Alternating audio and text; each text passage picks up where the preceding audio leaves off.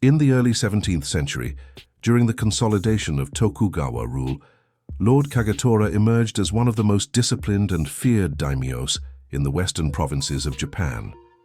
His domain, bounded by misty mountains and rice valleys, was renowned for its rigid order and loyalty to the shogunate. Every village under his control operated under a strict code of governance derived from both Confucian and Bushido principles. Kagetora was born into a minor samurai family, serving the Takeda remnants after their fall. His father, a retainer of little standing, trained him in swordsmanship, administration, and restraint. When the Takeda lands were absorbed by the Tokugawa, Kagetora's strategic mind earned him a small post as a tax overseer. His early success in collecting revenue without rebellion drew the attention of higher lords who valued control above generosity. He quickly gained a reputation for eliminating corruption and inefficiency. Officials found guilty of embezzlement were not publicly executed, but made to resign and live in isolation, preserving order through quiet fear. His philosophy emphasized obedience and honor over compassion.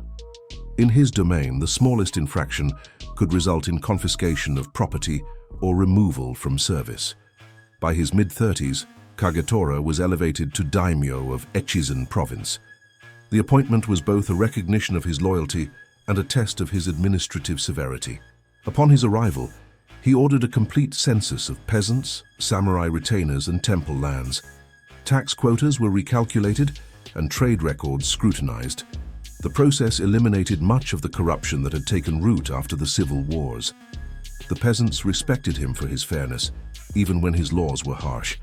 A man who obeyed Kagetora's decrees could live without interference. The samurai under his command were less comfortable. Kagetora's expectations of personal discipline, minimal luxury, and complete adherence to duty left little room for error. Failure in service was treated as dishonor, not simply mistake.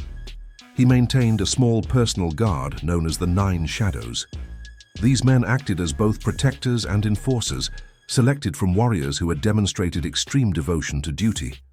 They carried no family names, only numbers from 1 to 9, and were sworn to secrecy about their missions.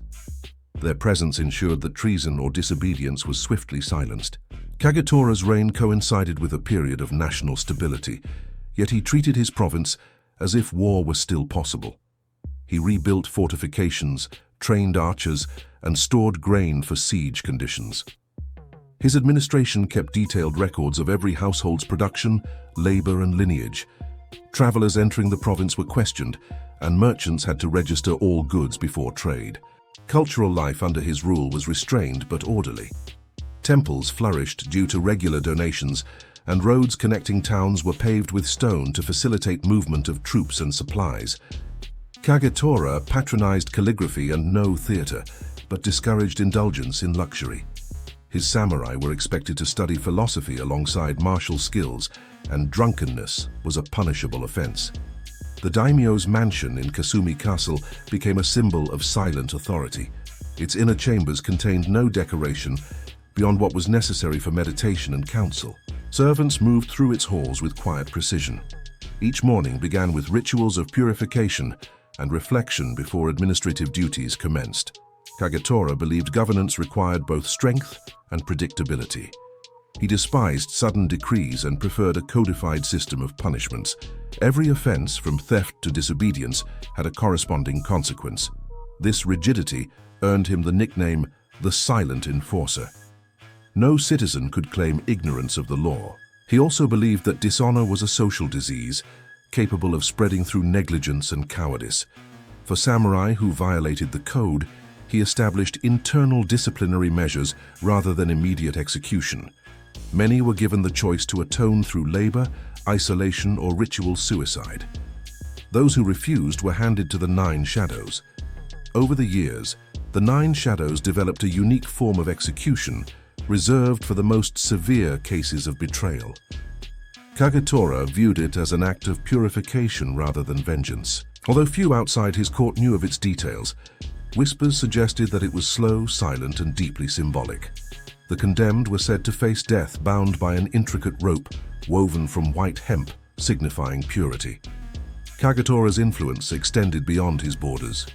Neighboring lords adopted similar administrative policies, and the shogunate recognized his efficiency. He was invited to Edo several times for counsel, where he advised on taxation, land reform, and samurai conduct. His reports emphasized discipline and loyalty as the foundations of national strength. Despite his authority, Kagetora lived a life of austerity. His meals were plain, his garments simple, and his personal quarters sparse.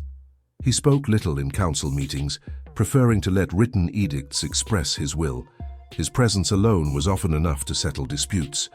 Even the highest-ranking retainers avoided casual conversation with him. As years passed, his realm became known for low crime rates, stable harvests, and an absence of rebellion. Yet, beneath this tranquility, fear was constant. Every villager knew that to lie, cheat, or dishonor one's family was to risk not only punishment, but complete erasure from record. Kagetora's scribes maintained precise archives of punishments, ensuring that memory itself served as deterrent. The daimyo's control extended to his family as well. His sons were educated under the same strict rules applied to his samurai. They were forbidden to speak during meals and required to study strategy, poetry, and swordsmanship daily. Failure to meet expectations was corrected through fasting and meditation. By his 50s, Kagetora's name carried both reverence and dread. His methods maintained peace in an age when many domains still faced unrest. Travelers passing through his lands often remarked on the silence of villages, the cleanliness of roads, and the punctuality of every ceremony. It was said that in Ekizen, even the wind seemed to move in rhythm with his orders. Quick reminder, if you are enjoying, do like the video and subscribe the channel for upcoming historical content. To his followers, Lord Kagetora embodied the perfect administrator, impartial, incorruptible, and loyal.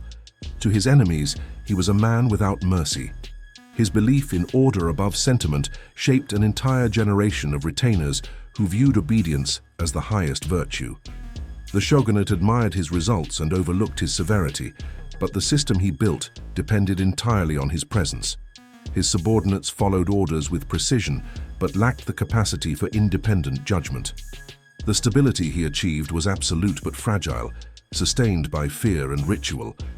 In the capital, rumors began to spread that his punishments were becoming too symbolic, his justice too sacred to question.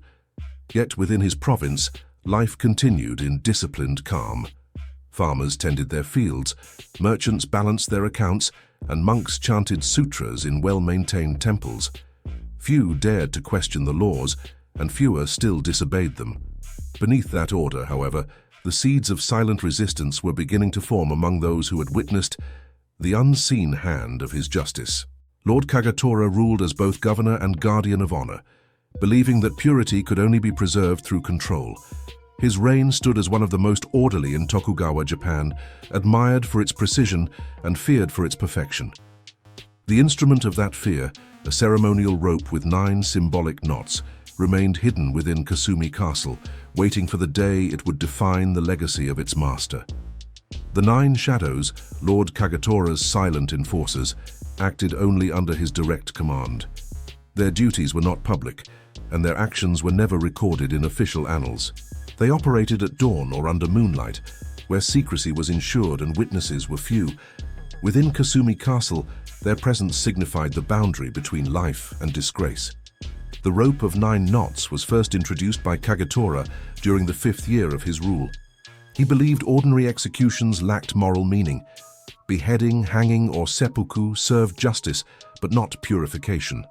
The rope, in his view, symbolized both restraint and release, a return to silence for those who had polluted the order of the realm.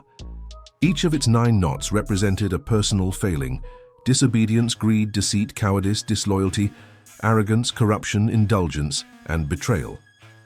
Crafted from white hemp fibers soaked in rice water, the rope was prepared by monks under strict supervision.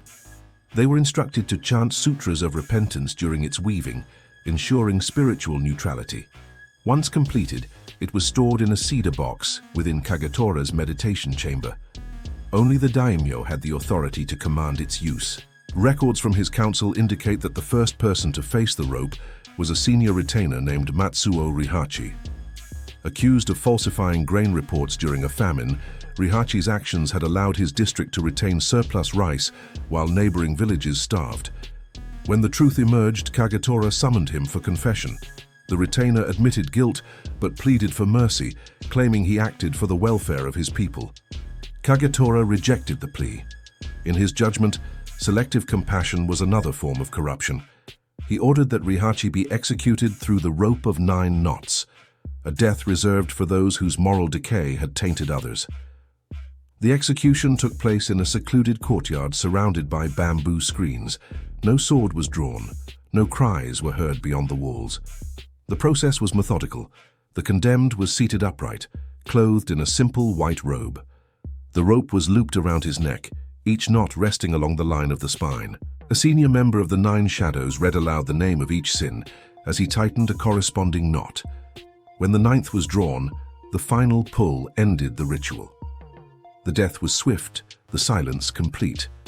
Kagetora ordered that the bodies of those executed by the rope were not to be buried among ordinary graves. Instead, they were interred in unmarked ground near the eastern forest. Stones without inscriptions were placed over each site. Monks recited sutras for purification, but no family members were permitted to attend. These measures ensured that dishonor could not spread through memory. In the years that followed, the rope of 9 knots became both instrument and symbol. It appeared only when moral offenses reached the highest levels of administration. Lesser crimes continued to be punished through conventional methods, but any act that threatened the integrity of governance invoked the rope. It became a form of moral censure, demonstrating that order was sacred. Fear of the rope reinforced discipline throughout the province. Samurai avoided indulgence, officials double-checked their records, and merchants followed the law precisely. The knowledge that spiritual and physical punishment were intertwined kept obedience intact. In many households, the term 9th knot became synonymous with irreversible disgrace. Despite its severity, Kagetora's system was viewed by the shogunate as efficient. Reports from his province described low corruption rates and consistent tax compliance. Officials from Edo sent observers to study his administration, though few were allowed into the inner court where the rope was kept. What they saw impressed them, a domain where even minor functionaries acted with measured restraint. Over time, the ritual gained an almost religious significance. Priests and scholars debated its meaning, interpreting it as an earthly mirror of karmic retribution. Kagetora himself never explained the origin of the 9 sins or the reason for the rope's design. Some believed it was adapted from ancient penal customs practiced by the Yamato clans. Others speculated it was a personal invention inspired by Buddhist symbolism of the 9 stages of purification. Within the castle, the 9 Shadows maintained the rope as both sacred and utilitarian object. It was examined before each use, and a new one was woven every decade, regardless of how many executions occurred. Kagetora insisted that the ritual remain untouched by emotion. No anger, hatred, or satisfaction was permitted. The act was administrative, not punitive. The execution records reveal that between the 5th and 20th years of his rule, only 12 individuals faced the rope. Each was a person of status, retainers, scribes, or inspectors. None were commoners. To Kagetora, dishonor among the elite was more dangerous than crime among the poor, for it disrupted the structure upon which order depended. Among those executed was a castle accountant found guilty of embezzlement, a temple abbot who concealed donations, and a military instructor who struck a superior officer. Every case followed the same pattern: investigation, confession, and silent execution. Afterward, the daimyo would spend hours in meditation, reviewing the moral failures that required such measures. Outside the castle, the rope became a legend. Travelers spoke of it as a ghostly punishment, and villagers recited warnings to children about the 9 knots of dishonor. Yet there were no public displays or written decrees about it. Its secrecy increased its power. The mere idea of its existence served as invisible governance. By his later years, Kagetora's control was absolute. Even without direct supervision, his retainers acted as if the daimyo were watching every decision. The administrative precision he had built produced prosperity, but also suppressed initiative. Innovation dwindled, and fear of failure stifled creativity. The rope had purified not only the corrupt, but also the curious. Within Kasumi Castle, however, murmurs began to grow among younger samurai. They questioned whether such rituals truly served justice or merely perpetuated fear. Some saw the rope not as a tool of morality, but as a method of silencing dissent. These thoughts were rarely spoken aloud, but the atmosphere of unquestioning obedience began to crack. One event in particular marked the beginning of unease. A minor retainer named Ayanobu discovered inconsistencies in a land report signed by a close advisor to Kagetora. When he presented his findings, the advisor accused him of insubordination. The daimyo called for investigation, and soon after Ayanobu disappeared from the castle.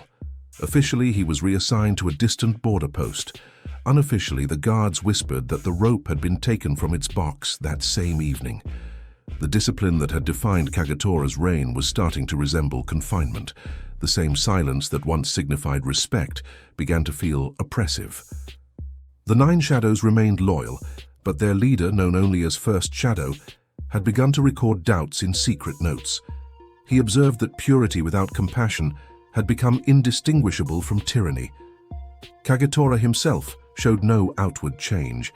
His daily routines continued with precision: morning purification, council meetings, inspections, and meditation.